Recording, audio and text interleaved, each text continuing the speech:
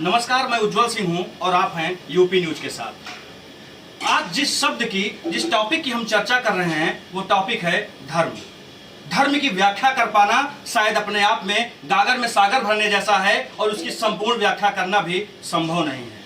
आधुनिक जमाने में लोग अपने बच्चों को जहां कंप्यूटर की शिक्षा दे रहे हैं, अंग्रेजी माध्यम से स्कूलों में पढ़ा रहे हैं, धर्म के नाम पर कोई चर्चा नहीं करता है। हमारे बीच एक ऐसे संत हैं जिन्होंने कंप्यूटर साइंस से बीटेक किया, एमबीए किया, मल्टीनेशनल कंपनी में जॉब की और उसके बाद संन्यास ले लिया। हमारे साथ उज्जैन महामृत्युंजय मठ के पीठाधीश्वर स्वामी प्रणवपुरी जी महाराज हैं। आइए हम उनसे बात करते हैं कि धर्म की तरफ उनका रुझान कैसे हुआ। जब वो एक मल्टीनेशनल कंपनी में जॉब करते थे, अच्छी अंग्रेजी माध्यम की पढ़ाई उन्होंने की थी, लेकिन अचानक से संन्यास ले लेना, आखिर क्या वजह थी? उनकी जिंदगी में ऐसे कौन से मोड़ आए जिसकी वजह से उन्होंने संन्यास ले लिया? महाराज जी, बहुत बहुत स्वागत है आपका यूपी न्यूज में। सियावर रामचंद्र की जय। जय सीताराम। महाराज जी, आपके बारे में हमने पढ़ा है कहीं कि आपने एमबीए और बीटेक करने के बाद संन्यास ले लिया। वो घटना बताइए कि आपके जीवन में ऐसा क्या हुआ कि आपने मल्टीनेशनल कंपनी की जॉब छोड़कर संन्यास को चुन लिया और धर्म के रास्ते पर चल पड़े। देखिए, यदि हम सोचे तो हमारा कोई भी क्षण तय नहीं है कि हम क्या करेंगे। प्रभु को सब कुछ निर्धारित कर रखा है प्रभु ने कि आपको किस क्षण क्या करना है। मैंने कभी नहीं सोचा था कि मैं अपनी जॉब छोड़ करके और कभी धर्म की क्षेत्र में आऊँगा, भगवान की कथा या प्रवचन सुनाऊंगा, किंतु संभवतः भगवान को यही मंजूर होगा कि मैं यहाँ पर धर्म के क्षेत्र में आ जाऊँ। और आपको एक बात बताऊं, अंततो गत्वा हर व्यक्ति पूरा जीवन जीने के बाद अंत में समझता है राम नाम सत्य है। मेरा यही मानना है कि जो जितने जल्दी समझ जाए उतनी बड़ी उसके ऊपर भगवान की कृपा है। अचानक से आपको, जैसे आपके बारे में जो हमने पढ़ा कि आप बीटेक किए हैं, एमबीए किए हैं, कंप्यूटर साइंस से आप बीटेक हैं, जॉब थी मल्टीनेशनल कंपनी में, उसके बाद संन्यास ले लेना, आपके जीवन में कोई ऐसी घटना हुई जिसने आपको प्रेरित किया संन्यास की ओर जाने के लिए? हमारे बड़े महाराज जी मेरे आपके जीवन में एक घटना घटी जिसने आपको संन्यास लेने की ओर प्रेरित किया, इस घटना के बारे में? देखिए, जो हमारे स्वामी अंगद जी महाराज जो मेरे पिताजी रहे, उनका स्वर्गवास हो गया, तो मैं नोएडा में जॉब कर रहा था और वापस मैं प्रयागराज आया दाह संस्कार के लिए। और वहीं दाह संस्कार के बाद जब रामचरितमानस को स्वामी जी को अर्पित करने के लिए गंगा मैया में एक रामचरितमानस को प्रवाह किया गया और ये उसमें ये चल रहा था कि नहीं स्वामी जी के साथ रामचरितमानस जाएगी, तो ये हुआ कि नहीं, जलाया नहीं जाता है, मूर्ति नहीं, तो गंगा मैया को अर्पित किया है। तब से मेरे मन में ये पीड़ा हुई कि ये रामचरितमानस चली जा रही है स्वामी जी के साथ, और अब आगे राम कथा कैसे, कौन स्वामी जी की तरह जो उसकी व्याख्या है, उसका प्रचार है।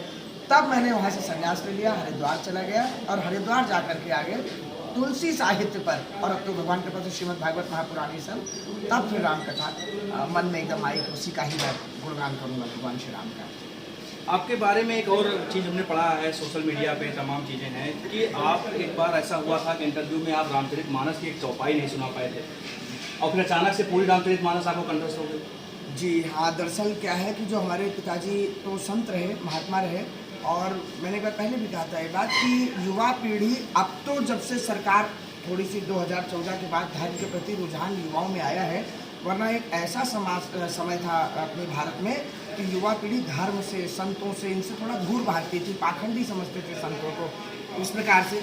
तो मेरे क्योंकि पिताजी थे तो मैं वो तो कुछ कह नहीं सकता था, लेकिन मैं उनसे दूरी बना के रखता था। मैं अपना एक पढ़ी लिखी दुनिया वाला व्यक्ति था। तो उसी दौरान एक बार एमबीए का इंटरव्यू देने गया तो उन्होंने कहा कि पिताजी आपके क्या करते हैं, तो बताना पड़ा कि वो तो राम कथा के बहुत बड़े विद्वान हैं। तो कहा एक चौपाई सुनाइए। तो मंगल भवन मंगलहारी एक प्रसिद्ध चौपाई है, उसी को मालूम था। मुझे ये भी नहीं मालूम था कि रामचरितमानस की चौपाई है कि कहाँ की है, बस मालूम था और बोला आगे सुनाइए, तो आगे मैं सुना नहीं पाया। स्वामी जी से 2-4 चौपाइयाँ मैंने लिखवाई भी, लेकिन उतनी कठिन कठिन चौपाइयाँ थी कि मैं फिर किसी को नहीं कह पाया, ना ऐसी कोई बात आई। और कभी ये नहीं सोचा था मैंने जीवन में कि यही सब चौपाइयाँ मेरा जीवन बन जाएंगी, कि अब अगर रात्रि में सोते भी हैं हम, तो सोते हुए भी सपने में वो चौपाइयाँ ही चलती हैं। ऐसा भगवान की कृपा है, क्या आप इसमें कह सकते हैं, जो प्रभु करवा लें। 2017 के बाद उत्तर प्रदेश में थोड़ा सा परिवेश चेंज हुआ है, सरकार बदली है और एक महंत सत्तासीन हुए हैं जो कि मुख्यमंत्री की कुर्सी पर बैठे हैं। आपको क्या लग रहा है कि 2017 के बाद उत्तर प्रदेश में धार्मिक रूप से क्या परिवर्तन हुआ है? देखिए, उत्तर प्रदेश में तो मुख्यतः और वैसे पूरे भारत में यदि देखा जाए तो राजनीति में जो बदलाव आया है, चाहे मोदी जी के आने से और योगी जी के आने से तो विशेषकर, क्योंकि जो वेश है, हमारे यहाँ वेश की पूजा है, अगर टाई कोट पहन के व्यक्ति आया तो समझ जाएंगे कोई ब्यूरोक्रेट्स है, कुर्ता पैजामा पहन के सफ़ेद आया समझ जाएंगे कोई नेता है। उसी प्रकार यदि भगवा वस्त्र में कोई चल रहा है तो निस्संदेह वो संत है।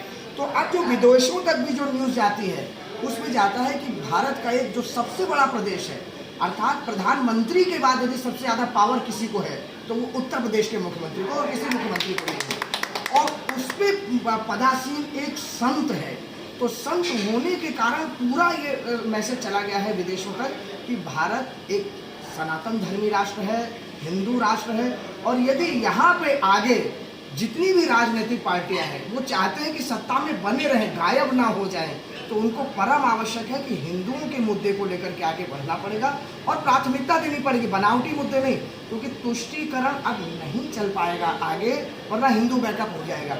एक बात और मैं इसमें निवेदन करना चाहूँगा कि राजनीति में ऐसा बदलाव आया है जिसका अभी वर्तमान में जो पार्टी है, सत्ताधारी पार्टी है, उसका वो लाभ ले रही है, निस्संदेह लाभ ले रही है, क्योंकि जनता ये भी कहती है कि हमारे पास विकल्प नहीं है अभी महाराज जी, जैसा मैं सुनता हूँ। और इस लाभ लेने में यदि वो काम कर गई, जो जनता का उस पर विश्वास है, तो चाहे हिंदू राष्ट्र हो और चाहे जनसंख्या नियंत्रण कानून हो, तो आने वाले हमें नहीं लगता कि 50 साल तक हिंदू कहीं जा पाएगा। हिंदू अपने धर्म के लिए समर्पित है, और अगर दूसरी पार्टियां चाहती आ जाए तो वो भी इस मुद्दे को लेकर के आगे बढ़े, यही विकल्प है और कुछ नहीं। आप कंप्यूटर की शिक्षा लिए हैं, कंप्यूटर साइंस से आप बीटेक हैं, इसके अलावा भी आपने आधुनिक जो शिक्षा प्रणाली है उससे आप रूबरू हुए हैं, उसके तहत शिक्षा ग्रहण की है।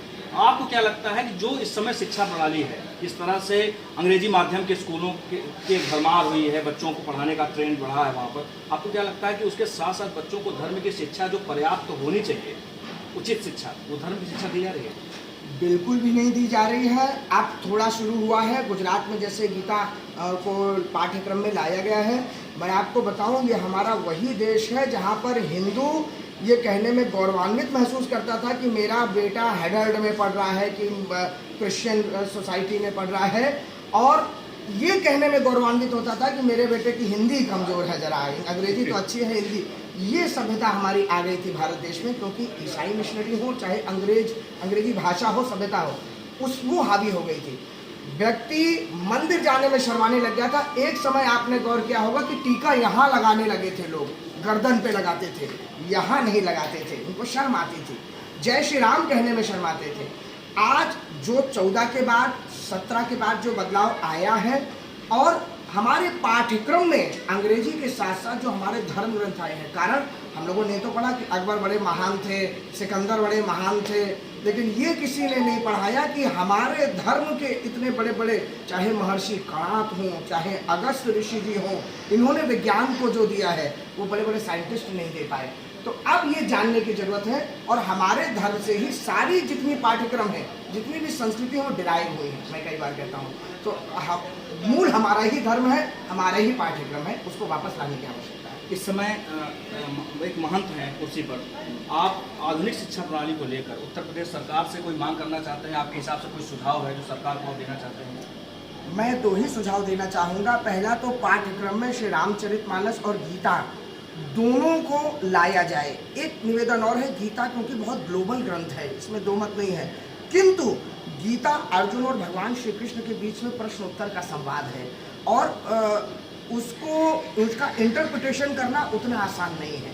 इसलिए गीता के साथ साथ श्री रामचरितमानस को भी लाया जाए, क्योंकि यदि हमारे धार्मिक ग्रंथों में सबसे सरल, सबसे सहज कोई ग्रंथ है जो मनुष्य को मनुष्य बनना सिखाता है, तो रामचरितमानस है। वो 8वीं से भले प्रारंभ हो जाए, 6वीं से प्रारंभ हो जाए, कुछ कुछ उसके मुख्य जो कण है वो आगे 12वीं तक आता जाए। जब तक धार्मिक ग्रंथ नहीं आएंगे, देखिए एक बार उन्होंने कहा था एक शायर ने कि जवाहरलाल नेहरू गिरे तो उनको एक शायर ने संभाल लिया। तो उन्होंने कहा आपने संभाल लिया? तो उन्होंने कहा कि हाँ, जब राजनीति गिरती है तो उसे साहित्य संभालता है। लेकिन मैं कहता हूँ कि जब मनुष्य गिरता है, मानवता गिरती है, तो उसको केवल आध्यात्म संभालता है। इसलिए बहुत आवश्यक है, जब तक धार्मिक ग्रंथ पाठ्यक्रम में नहीं आएंगे तब तक बच्चों की आत्महत्या करना कम नहीं होगा। फेल हो गए 10वीं में, फांसी लगा ली, कॉम्पिटिटिव एग्जाम में, क्योंकि आध्यात्मिक शक्ति नहीं है, क्षमता खत्म हो गई है, डिप्रेस हो गए तुरंत फेल होने पे, व्यवचार खत्म हो जाएंगे। ये जो माताओं के साथ, बहनों के साथ छीना झपटी हो रही, ये बंद हो जाएगा, मनुष्य मनुष्य बनने लग जाएगा। इसकी ट्रेनिंग केवल ग्रंथ देंगे, धार्मिक ग्रंथ, और कोई नहीं। बहुत बहुत धन्यवाद। जय श्री राम। हमारे साथ थे उज्जैन महामृत्युंजय मठ के पीठाधीश्वर स्वामी प्रणवपुरी जी महाराज, जिन्होंने बताया कि किस तरह से बच्चों को धर्म की शिक्षा देना भी अनिवार्य है। प्रदेश में इस समय भारतीय जनता पार्टी योगी आदित्यनाथ की सरकार चल रही है। उन्होंने बताया कि सरकार बनने के बाद किस तरह से प्रदेश में कुछ धार्मिक एक्टिविटीज शुरू हुई हैं, लोगों में धर्म के प्रति आस्था जगी है। यूपी न्यूज़ देखते रहिए, तमाम खबरों के लिए हमारे साथ बने रहिए और दीजिए हमें इजाज़त। नमस्कार।